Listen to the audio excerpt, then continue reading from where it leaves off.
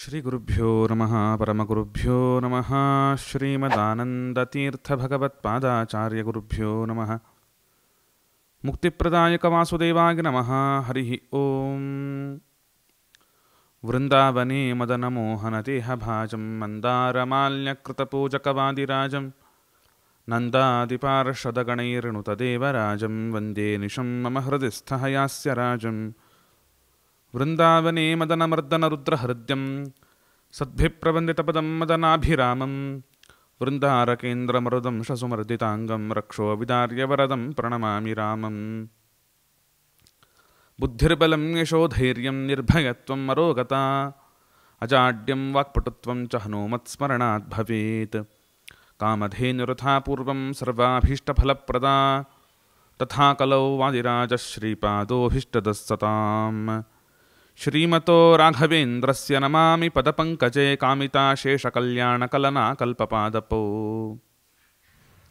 ಸುಧಾ ಜಿಜ್ಞಾಸಯಾ ಸರ್ವಸುಬುಧಾನಂದದಾಯಕಾನ್ ಸುಪ್ರಜ್ಞೇಂದ್ರಮುನೀನ್ ವಂದೇ ಸದಾ ವಿದ್ಯಾಗುರೂನ್ ಮಮ ಶ್ರೀಗುರುಭ್ಯೋ ನಮಃ ಹರಿ ಓಂ. ಪರಮಪೂಜ್ಯರಾಗಿರತಕ್ಕಂತಹ ಶ್ರೀ ಸುಪ್ರಜ್ಞೇಂದ್ರ ತೀರ್ಥರ ಒಂದು ವಿಶೇಷವಾದ ಮಹಾತ್ಮೆಯ ಬಗ್ಗೆ ಕೆಲವು ಚಿಂತನೆಯನ್ನು ನಾವು ನಡೆಸ್ತಕ್ಕವರಾಗೋಣ. ಹಂಸನಾಮಕ ಪರಮಾತ್ಮನ ಪರಂಪರೆ ಅದು ವಿಶಿಷ್ಟವಾದದ್ದು.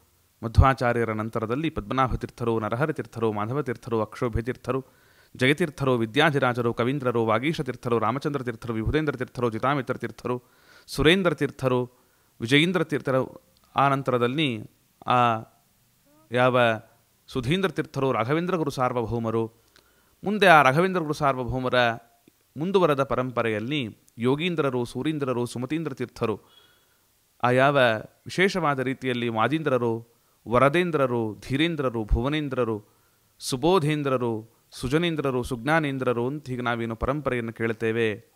ಆ ಪರಂಪರೆಯಲ್ಲಿ ಸುಗುಣೇಂದ್ರ ತೀರ್ಥರ ಶಿಷ್ಯರಾಗಿ ವಿರಾಜಮಾನರಾದವರೇನೇ ಸುಪ್ರಜ್ಞೇಂದ್ರ ತೀರ್ಥರು ಎಂಬುದಾಗಿ. ವಿಶೇಷವಾದ ಪ್ರಜ್ಞೆ ಉಳ್ಳವರೇನಿದ್ದಾರಲ್ಲ, ಜ್ಞಾನ ಉಳ್ಳವರು, ಅವರಿಗೆ ಒಡೆಯರು ಎಂಬುದಾಗಿ ನಮಗೆ ಅರ್ಥ ದೊರಕತಕ್ಕಂಥದ್ದಾಗ್ತದೆ. ಸುಧಾ ಜಿಜ್ಞಾಸಗ ಸರ್ವಸುಬುಧಾನಂದದಾಯಕಾನ್ ಎನ್ನುವಂತೆ ಸುಧಾ ಗ್ರಂಥದ ಜಿಜ್ಞಾಸೆಯನ್ನು ಮಾಡುವುದರಲ್ಲಿಗೇನೆ ಸಜ್ಜನ ಸಮುದಾಯಕ್ಕೆ ಆನಂದ ಸಂದೋಹವನ್ನು ಉಣಿಸ್ತಕ್ಕಂತಹ ಮಹಾಜ್ಞಾನಿಗಳು ಶ್ರೀ ಸುಪ್ರಜ್ಞೇಂದ್ರ ತೀರ್ಥರು. ಸುಪ್ರಜ್ಞೇಂದ್ರ ತೀರ್ಥರ ಚರಿತ್ರೆಯನ್ನು ಸುಪ್ರಜ್ಞೇಂದ್ರ ವಿಜಯ ಎಂಬುದಾಗಿ ಒಂದು ಗ್ರಂಥದಲ್ಲಿ ನಾವು ವಿಶೇಷವಾಗಿ ನೋಡತಕ್ಕವರಾಗಬಹುದು. ಅದರ ಜೊತೆಗೆ ಕೃಷ್ಣಾವಧೂತರು ಅಂತ ನಾವು ಕೇಳಿದ್ದೇವೆ. ಶ್ರೀರಾಘವೇಂದ್ರಾರ್ಯ ಶ್ರೀರಾಘವೇಂದ್ರಾರ್ಯ ಶ್ರೀರಾಘವೇಂದ್ರಾರ್ಯ ವಾಹಿ ಪ್ರಭೋ ಎಂಬುದಾಗಿ ನಾವು ಈ ಒಂದು ಪದ್ಯವನ್ನು ಬಹಳ ಪ್ರಸಿದ್ಧವಾಗಿ ಕೇಳಿರ್ತೇವೆ. ಮಹಾಜ್ಞಾನಿಗಳು, ಸೊಂಡೂರಿನಲ್ಲಿದ್ದವರು, ದೊಡ್ಡ ಕವಿಗಳು, ರಾಘವೇಂದ್ರ ಸ್ವಾಮಿಗಳವರ ಪರಮಾನುಗ್ರಹ ಪಾತ್ರರು, ರಾಘವೇಂದ್ರ ತಂತ್ರ ಅಂತ ಗ್ರಂಥವನ್ನು ರಚನೆ ಮಾಡಿದವರು. ಅಂತಹ ಕೃಷ್ಣಾವಧೂತರು ಸುಪ್ರಜ್ಞೇಂದ್ರ ತೀರ್ಥರ ಮೇಲೆ ವಿಶೇಷವಾದ ಅರ್ಥಬಂಧ, ಚಕ್ರಬಂಧ ಈ ಮೂಲಕವಾಗಿರತಕ್ಕಂತಹ ಶ್ಲೋಕಗಳನ್ನು ರಚನೆ ಮಾಡಿ ಸುಪ್ರಜ್ಞೇಂದ್ರ ತೀರ್ಥರನ್ನು ಸ್ತೋತ್ರ ಮಾಡಿದ್ದಾರೆ. ಜೊತೆಗೆ ಗುರುಜಗನ್ನಾಥದಾಸರು ಅನ್ನತಕ್ಕ ಜ್ಞಾನಿಗಳು ಕೂಡ ಸುಪ್ರಜ್ಞೇಂದ್ರ ತೀರ್ಥರ ಮೇಲೆ ವಿಶೇಷವಾದ ಸ್ತೋತ್ರವನ್ನು ರಚನೆ ಮಾಡಿದ್ದಿದೆ. ಇಂತಹ ಮಹಾಪ್ರಭುಗಳು ಆಗಿನ ಕಾಲದಲ್ಲಿ ಕೌಲಗಿ ಶೇಷಾಚಾರ್ಯರು ಅನ್ನತಕ್ಕಂತಹ ಶ್ರೇಷ್ಠ ವಿದ್ವಾಂಸರು ಕೂಡ ಹಣೆಮಣೆದು ಸುಪ್ರಜ್ಞೇಂದ್ರ ತೀರ್ಥರಲ್ಲಿ ವಿಶೇಷವಾಗಿರತಕ್ಕಂತಹ ಒಂದು ಶಿಷ್ಯತ್ವವನ್ನು ವಹಿಸಿ ಅವರನ್ನೇ ಗುರುಗಳನ್ನಾಗಿ ಸ್ವೀಕಾರ ಮಾಡಿದ ಒಂದು ಚರಿತ್ರೆಯನ್ನು ನಾವು ಇತಿಹಾಸದಲ್ಲ ಕೇಳ್ತೇವೆ. ಜೊತೆಗೆ ಆ ಸುಪ್ರಜ್ಞೇಂದ್ರ ವಿಜಯ ಅನ್ನುವ ಗ್ರಂಥದಲ್ಲಿ ವರ್ಣನೆ ಮಾಡುತ್ತಾರೆ. ವರ ಸುಪ್ರಜ್ಞೇಂದ್ರರೇ ನಿಮ್ಮೊಳು ಗುರು ಸುಜ್ಞಾನೇಂದ್ರರ ಗುಣವೇ ತೋರ್ಪುದು ಎಂಬುದಾಗಿ ಸ್ತೋತ್ರ ಮಾಡುತ್ತಾರೆ. ಸುಜ್ಞಾನೇಂದ್ರ ತೀರ್ಥರು ಅಂತ ಪರಂಪರೆಯಲ್ಲಿ ಇದ್ದವರು. ಸುಜ್ಞಾನೇಂದ್ರ ತೀರ್ಥರು ಮಹಾತಪಸ್ವಿಗಳು. ಅವರು ಎಂಥ ತಪಸ್ವಿಗಳು ಅಂತಂದರೆ, ಮ್ಲೇಂಛರು ಬಂದಾಗ ಅವರ ದರ್ಶನವೇ ಆಗಲಿಲ್ಲ ಅಂತ ಅರ್ಥ. ಅಂದರೆ ಅಯೋಗ್ಯರಿಗೆ ಅವರ ದರ್ಶನವೇ ಕೊಡ್ತಿರಲಿಲ್ಲ ಅನ್ನುವಷ್ಟು ತಪಸ್ಸಿನ ಮಹತ್ವವನ್ನು ಉಳ್ಳವರು ಸುಜ್ಞಾನೇಂದ್ರ ತೀರ್ಥರು. ಅಂತಹ ಸುಜ್ಞಾನೇಂದ್ರ ತೀರ್ಥರೇ ನಿಮ್ಮೊಳಗೆ ಇದ್ದು ವ್ಯಾಪಾರವನ್ನು ನಡೆಸ್ತಾ ಇದ್ದಾರೋ ಏನೋ ಅನ್ನುವಷ್ಟು ಅವರ ಒಂದು ಚರಿಗೆ ನಮಗೆ ಕಾಣತಕ್ಕಂಥದ್ದಾಗಿದೆ. ಅಷ್ಟೇ ಅಲ್ಲದೇನೆ ರಾಘವೇಂದ್ರರ ಪರಮ ಮಹತ್ವಗಳೆಲ್ಲ ರಾಘವೇಂದ್ರ ಸ್ವಾಮಿಗಳವರು ಯಾರು ಪರಮತತ್ವಗಳನ್ನು ಬೋಧನೆ ಮಾಡತಕ್ಕವರಾಗಿದ್ದಾರೋ ಅವುಗಳನ್ನು ಕನ್ನಡದಲ್ಲಿ ಆಡುಭಾಷೆಯಲ್ಲಿ ನಮಗೆ ಬೋಧನೆ ಮಾಡಿದ ಗುರುಗಳು ನೀವು ಅಂತ ಸುಪ್ರಜ್ಞೇಂದ್ರ ತೀರ್ಥರನ್ನು ಸ್ತೋತ್ರ ಮಾಡಿದ್ದಾರೆ. ಜೊತೆಗೆ ಅವರ ಅದ್ಭುತವಾಗಿರ್ತಕ್ಕಂತಹ ಮಹಾತ್ಮೆಯನ್ನು ಕೂಡ ವರ್ಣನೆ ಮಾಡುತ್ತಾರೆ. ತ್ಯಾಗದೊಳಗೆ ಕರ್ಣನೆನಿಸುತ್ತಿ, ಭೋಗದೊಳಗೆ ಅಮರವರನ ಅನುಕರಿಸುತ್ತಿ ಎಂಬುದಾಗಿ ಹೇಳುತ್ತಾ, ಅವರು ಆ ತ್ಯಾಗ ಗುಣ ಅಂತನ್ನುವುದು ಕರ್ಣನನ್ನು ಅನುಸರಿಸಿ ಹೇಗೆ ನಾವು ಕರ್ಣ ಮಹಾತ್ಯಾಗಿ ಮಹಾದಾನಿ ಅಂತ ನಾವು ಕಾಣ್ತೇವೆ, ಅಂತಹ ತ್ಯಾಗ ನಹಿ ದೃಷ್ಟಾಂತೆ ಸರ್ವಸಾಮ್ಯಂ, ಆ ತ್ಯಾಗ ಅನ್ನುವ ಗುಣ ಸಂಪೂರ್ಣವಾಗಿ ಮೈವೆತ್ತು ಸುಪ್ರಜ್ಞೇಂದ್ರ ತೀರ್ಥರು ಅದ್ಭುತವಾದ ರೀತಿಯಲ್ಲಿ ಬಂದವರೆಲ್ಲರಿಗೂ ಕೂಡ ತ್ಯಾಗ ಮನೋಭಾವದಿಂದ ದಾನವನ್ನು ಕೊಡ್ತಾ ಇದ್ದರು ಎಂಬುದಾಗಿ ಅವರ ಚರಿತ್ರೆಯಲ್ಲಿ ಕೇಳುತ್ತೇವೆ. ಜೊತೆಗೆ ಭೋಗದೊಳಗೆ ಅಮರವರನ ಅನುಕರಿಸುತ್ತಾ ಅಂತ ಈ ಪ್ರಕಾರವಾಗಿ ಹೇಳ್ತಾ, ನಾಗಶಯನ ವದನದೊಳಗೆ ಎಂಬುದಾಗಿ ಸಾಕ್ಷಾತ್ ಭಗವಂತನನ್ನೇ ಅರ್ಚಿಸ್ತಕ್ಕಂತಹ ನೀವು ಆಯಿತಾ ಯತಿಕುಲಕ್ಕೆ ಭೂಷಣಪ್ರಾಯರಾಗಿದ್ದೀರಿ. ಸಾಕ್ಷಾತ್ ನಾಗಶಯನನಾಗಿರ್ತಕ್ಕಂತಹ ಭಗವಂತ, ಅವನನ್ನು ಅರ್ಚನೆ ಮಾಡತಕ್ಕಂತಹ ಮಹಾತ್ಮ್ಯ ಉಳ್ಳವರಿವರು ಅಂತ ಸ್ತೋತ್ರ ಮಾಡಿದ್ದಾರೆ. ಗುರುಜಗನ್ನಾಥದಾಸರು ಕೂಡ ಇವರನ್ನು ಸ್ತೋತ್ರ ಮಾಡುತ್ತಾರೆ.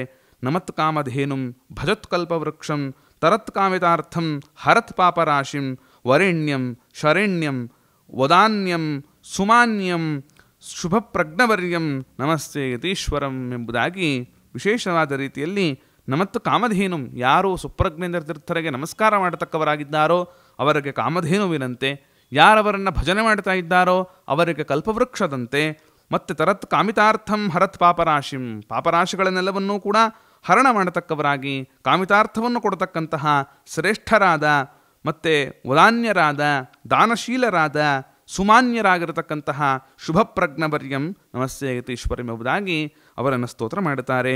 ಜೊತೆಗೆ ಇವರ ಮಹಾತ್ಮೆಯನ್ನು ನಾವು ನೋಡುವುದಾದರೆ 5 ಬಾರಿ ಸುಧಾ ಜಿಜ್ಞಾಸಯ ಸರ್ವ ಸುಬುಧಾನಂದದಾಯಕ ಅನ್ನುವ ಮಾತಿನಿಂದಲೇ ನಮಗೆ ತಿಳಿದು ಬರುತ್ತದೆ.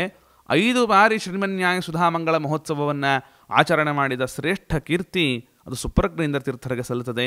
ಆದ್ದರಿಂದ ಶ್ರೀಮನ್ಯಾಯ ಸುಧಾ ಗ್ರಂಥವನ್ನು ಮತ್ತು 5 ಬಾರಿ ಒಂದೊಂದು ಬಾರಿಯೂ ಕೂಡ ವಿಶೇಷವಾದ ರೀತಿಯಲ್ಲಿ ಹೊಸ ಬಗೆಯಾಗಿ ಟೀಕಾಕೃತ್ಪಾದರ ಭಾವವನ್ನು, ಟೀಕಾಕೃತ್ಪಾದರ ಪರಂಪರೆಯಲ್ಲೇ ಬಂದವರಾದ್ದರಿಂದ ಟೀಕಾಕೃತ್ಪಾದರ ಭಾವ ಏನಿದೆ ಅದನ್ನು ಸರಿಯಾದ ರೀತಿಯಲ್ಲಿ ಮನಮುಟ್ಟುವಂತೆ ಪಾಠ ಮಾಡತಕ್ಕಂತಹ ಸಾಮರ್ಥ್ಯ ಸುಪ್ರಜ್ಞೇಂದ್ರ ತೀರ್ಥರಲ್ಲಿ ಇತ್ತು. ಹೀಗೆ 5 ಬಾರಿ ಅವರು ಸುಧಾಮಂಗಳವನ್ನು ಆಚರಣೆ ಮಾಡಿದರ ಜೊತೆಗೆ 2 ಬಾರಿ ಚಂದ್ರಿಕಾಮಂಗಳ ಮಹೋತ್ಸವವನ್ನು, ಆ ಕಾಲದಲ್ಲಿ ಅನೇಕ ರಾಯಸಗಳು ನಮಗೆ ಸಿಗತಕ್ಕಂಥದ್ದಾಗುತ್ತದೆ. ಚಂದ್ರಿಕಾಮಂಗಳ ಮಹೋತ್ಸವ ಬಹಳ ವಿಜೃಂಭಣೆಯಿಂದ ಆಗ್ತಕ್ಕಂಥದ್ದಾಯಿತು ಅಂತ ಗುರುಜಗನ್ನಾಥದಾಸರು ಕೂಡ ಆ ವಿಷಯವನ್ನು ದಾಖಲೆ ಮಾಡುತ್ತಾರೆ. ಆಗಿನ ಕಾಲದ ರಾಜಾಧಿರಾಜರುಗಳು ಕೂಡ ಅದನ್ನು ರಾಯಸಗಳಲ್ಲಿ ಹೆಸರಿಸ್ತಕ್ಕವರಾಗುತ್ತಾರೆ, ಉಲ್ಲೇಖಿಸುತ್ತಾರೆ ಚಂದ್ರಿಕಾಮಂಗಳದ ವೈಭವವನ್ನು. ಅಂತಂದರೆ ಎಷ್ಟು ವಿಶೇಷವಾದ ರೀತಿಯಲ್ಲಿ ಚಂದ್ರಿಕಾಮಂಗಳವನ್ನು ಮಾಡಿರಬಹುದು, ವಾದಿದಿಗ್ವಿಜಯವನ್ನು ಮಾಡಿರ್ತಕ್ಕವರಾಗಿದ್ದಾರೆ.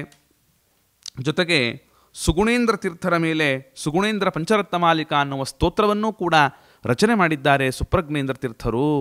ಇಂತಹವರು ಅವರು ಮತಾತೀತವಾಗಿ ಎಲ್ಲರಿಗೂ ಕೂಡ ಕಾರುಣ್ಯದ ಒಂದು ದೃಷ್ಟಿಯನ್ನು ಬೀರಿದವರು. ಅದಕ್ಕೆ ಉದಾಹರಣೆಯಾಗಿ ನಾವು ನೋಡುವುದಾದರೆ ಜಮಖಂಡಿ ವಾದಿರಾಜಾಚಾರ್ಯರು ಅನ್ನತಕ್ಕಂತಹ ಜ್ಞಾನಿಗಳಿಗೆ ವಿಶೇಷವಾದ ರೀತಿಯಲ್ಲಿ ರಾಯಸವನ್ನು ಕೊಟ್ಟು ಅವರಿಗೆ ಅನುಗ್ರಹವನ್ನು ಮಾಡಿದ್ದನ್ನು ನಾವು ಇತಿಹಾಸದಲ್ಲಿ ಕಾಣತಕ್ಕವರಾಗುತ್ತೇವೆ.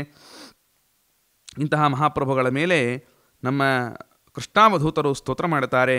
ಭಕ್ತ ಸುಸ್ಥಿತ ಕಲ್ಪನೆ ಸ್ಥಿರತರ ಅನುಷ್ಠತ್ವ ಸಾಂದ್ರಕ್ಷಮ ನಿತ್ಯ ಪ್ರತ್ಯಗ ವಿಶ್ರುತ ವರಗುಣ ಶಸ್ತೌಡಸೆ ತೀರ್ಥದ ಸುಪ್ರಜ್ಞೇಂದ್ರ ಸಕೃತ್ಕೃಶ ನಿರವಧಿ ಖ್ಯಾತಿ ಸ್ಫುಟಾರ್ಥಾನ್ ಸದಾ ದಾಯ ಪ್ರಾಭವ ಮಾನಿತಾರ್ಥಿ ಸುಲಭ ಮಾನ್ಯ ದದಾತ್ವೈಕದ ಎಂಬುದಾಗಿ ಅವರನ್ನು ಸ್ತೋತ್ರ ಮಾಡಿದ್ದಾರೆ. ಅವರನ್ನು ನಿಮ್ಮ ಕರುಣೆ ನಂಬಿದವರಿಗೆ ಕೊಡ್ತಕ್ಕಂತಹ ಆ ಅನುಗ್ರಹ ಮತ್ತು ಭಕ್ತರ ಕಷ್ಟ ಕಾರ್ಪಣ್ಯಗಳಿಗೆ ಮನಸ್ಸು ಕರಗತಕ್ಕಂತಹ ಸ್ವಭಾವ, ಇಂತಹ ಘನಕಾರುಣ್ಯ, ದಾನ ಶೌಂಡತೆ, ಮಹಿಮಾಶೀಲ ಎಲ್ಲ ಗುಣಗಳು ಕೂಡ ನಾವು ಕಾಣಬೇಕು ಅಂತಾದರೆ ಅದು ಸುಪ್ರಜ್ಞೇಂದ್ರ ತೀರ್ಥರಲ್ಲಿ ಕಾಣಬಹುದು ಅಂತ ಹೇಳ್ತಾ, ಶ್ರೀದಾನ್ ಸುಗ್ನಜನೈ ಪ್ರಸನ್ನ ಮನಸ ಜ್ಞೇಯಾನ್ ಸುಧೀ ಸತ್ಕೃತಾನ್. ಒಳ್ಳೆಯ ಶ್ರೇಷ್ಠವಾಗಿರ್ತಕ್ಕಂಥ ಜ್ಞಾನಿಗಳೇನಿದ್ದಾರಲ್ಲ ಅವರಿಂದ ಜ್ಞೇಯಾನ್ ತಿಳಿಯಲ್ಪಡತಕ್ಕಂತಹ ಸ್ವಭಾವವುಳ್ಳವರು, ಶ್ರೀದಾನ್ ಸಂಪತ್ತನ್ನು ಕರುಣಿಸ್ತಕ್ಕಂತಹವರು, ಇಂದ್ರದ್ರೂನ್ ವಿಷದ ಪ್ರಯತ್ನ ನಿಯತೀನ್ ಔದಾರ್ಯ ಲಕ್ಷಾನಿಹ ಅವರ ಔದಾರ್ಯ ಗುಣ ಅಂತಕ್ಕಂಥದ್ದು ಮೇರು ಪರ್ವತದಂತೆ ಇದೆ. ತ್ರಯಂತಾರ್ಥ ಚಣಾನ್ ಆಯಿತಾ. ಮತ್ತು ಆ ನಿಸ್ವಾರ್ಥ ಧೀಶಾಲಿನಃ ಎಂಬುದಾಗಿಯೂ ಕೂಡ ಅವರನ್ನು ಸ್ತೋತ್ರ ಮಾಡುತ್ತಾರೆ. ಅವರಿಗೆ ಸ್ವಾರ್ಥವೇ ಇಲ್ಲದೆ ಇರತಕ್ಕಂತಹ, ಸ್ವಾರ್ಥ ಲೇಷವಿಲ್ಲದ ಉದಾರ ಚರಿತ್ರ ಸ್ವಭಾವದವರು ಅಂತ ಹೇಳ್ತಾ, ದುಷ್ಟಾಮಿತ್ರ ಮಧೋ ವಿಮಾಯ ಚರಿತಾನ್ ಒಂದಾರು ಭಾವ್ಯಾನ್ ಭಜೆ ಎಂಬುದಾಗಿ ಹೇಳ್ತಾ ದೇವಮಾನ್ಯರಾಗಿರತಕ್ಕಂತಹ ಸುಪ್ರಜ್ಞೇಂದ್ರ ತೀರ್ಥರನ್ನು ಸ್ತೋತ್ರ ಮಾಡುತ್ತೇನೆ ಎಂಬುದಾಗಿ ಸಾಕ್ಷಾತ್ ಯಾವ ಕೃಷ್ಣಾವಧೂತರು ಅವರನ್ನು ಸ್ತೋತ್ರ ಮಾಡತಕ್ಕವರಾಗಿದ್ದಾರೆ. ಆಗಿನ ಕಾಲದಲ್ಲಿ ಸುಪ್ರಜ್ಞೇಂದ್ರ ತೀರ್ಥರು ವೆಂಕಟರಾಜ ಅನ್ನತಕ್ಕಂಥ ರಾಜನಿಗೆ ಬರೆದಿರ್ತಕ್ಕಂಥ ನಿರೂಪವೂ ಕೂಡ ಮುದ್ರಣಗೊಂಡಿದೆ. ಅದರಲ್ಲಿ ಸುಪ್ರಜ್ಞೇಂದ್ರ ತೀರ್ಥರು ಚಂದ್ರಿಕಾ ಪಾಠವನ್ನು ಶಿಷ್ಯರಿಗೆ ಹೇಳ್ತಕ್ಕಂಥದ್ದು, ಅದರ ಮಂಗಲ ಮಹೋತ್ಸವವನ್ನು ಮಂತ್ರಾಲಯ ಕ್ಷೇತ್ರದಲ್ಲಿ ಮುಗಿಸಿಕೊಂಡು ನಂಜನಗೂಡಿಗೆ ಕ್ಷೇತ್ರಕ್ಕೆ ದಿಗ್ವಿಜಯ ಮಾಡ್ತಾ ಇದ್ದೇವೆ ಎಂಬುದಾಗಿ ಹೇಳತಕ್ಕಂಥ ಒಂದು ರಾಯಸ ನಮಗೆ ಇವತ್ತು ಲಬ್ಧವಾಗ್ತಕ್ಕಂಥದ್ದಾಗಿದೆ. ಇಂತಹ ಅದ್ಭುತವಾದ ಒಂದು ಚರಿತ್ರೆಯನ್ನು ಒಳಗೊಂಡು ಅವರ ಗುರುಗಳಲ್ಲಿ ಅಂದರೆ ಆ ಸುಗುಣೇಂದ್ರ ತೀರ್ಥರಲ್ಲಿ ವಿಶೇಷವಾದ ಶ್ರದ್ಧೆಯನ್ನು ತೋರಿದವರು. ಸುಗುಣೇಂದ್ರ ತೀರ್ಥರು ಅಂತಂದರೆ ಆಗಿನ ಕಾಲದಲ್ಲಿ ಧಾತು ಈಶ್ವರ ಎನ್ನುವ ಕ್ಷಾಮ ಬಂದಾಗ ಎಲ್ಲರನ್ನೂ ಕೂಡ ಅದು ಎಂತಹ ಜನಾಂಗದವರಾಗಿರಲಿ ಎಂಥವರಿಗೂ ಕೂಡ ಆಶ್ರಯವನ್ನು ಕೊಟ್ಟು, ಹೇಗೆ ನಾವು ಹಿಂದೆ ಗೌತಮ ಋಷಿಗಳು ವಿಶೇಷವಾದ ಅನುಗ್ರಹವನ್ನು ಮಾಡಿ ಅನೇಕ ಬ್ರಾಹ್ಮಣರಿಗೆ ತಾವು ಆಶ್ರಯವನ್ನು ಕೊಟ್ಟು ಕ್ಷಾಮಕಾಲದಲ್ಲಿ ಅನ್ನದಾನಾದಿಗಳನ್ನು ಮಾಡತಕ್ಕವರಾದರು ಅಂತ ಚರಿತ್ರೆಯಲ್ಲಿ ಕೇಳ್ತೇವೆ. ಹಾಗೆ ಸುಪ್ರಜ್ಞೇಂದ್ರ ತೀರ್ಥರು ಕೂಡ ಸುಗುಣೇಂದ್ರ ತೀರ್ಥರು ಕೂಡ ಧಾತು ಈಶ್ವರ ಎಂಬ ಕ್ಷಾಮ ಬಂದಾಗ ವಿಶೇಷವಾದ ಅನ್ನದಾನವೇ ಮೊದಲಾದ ಆಶ್ರಯವನ್ನು ಅನೇಕ ಜನರಿಗೆ ಕೊಡ್ತಕ್ಕವರಾದರು. ಇಂತಹ ಸುಗುಣೇಂದ್ರ ತೀರ್ಥರ ಶಿಷ್ಯರು ಸುಪ್ರಜ್ಞೇಂದ್ರ ತೀರ್ಥರು. ಆ ಸುಗುಣೇಂದ್ರ ತೀರ್ಥರ ಮೇಲೆ ಒಂದು ಸ್ತೋತ್ರ ಮಾಡುತ್ತಾರೆ. ಶ್ರೀಮಂತ್ರಾಲಯ ವಾಸಿ ಪುಣ್ಯಚರಿತ ಶ್ರೀರಾಘವೇಂದ್ರಾನ್ವಯ ದ್ವಂದ್ವ ಪ್ರಾಪ್ತ